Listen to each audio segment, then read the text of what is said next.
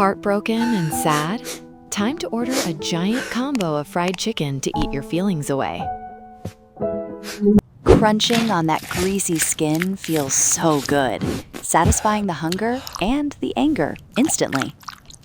But wait, the grease turns into a slime monster, flooding the blood vessels like a tsunami.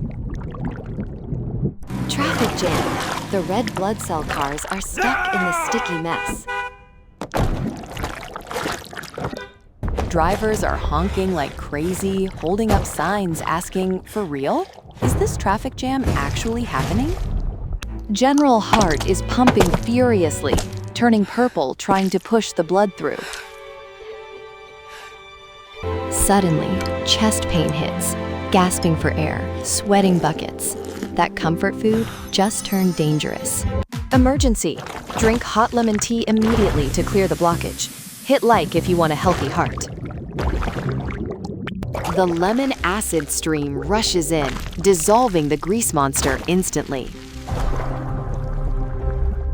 Road clear. Traffic is zooming again. This flow is absolutely top-notch. Heart is beating calm and steady. Next time you're sad, go for a run. Don't eat grease. Smash subscribe for more health tips.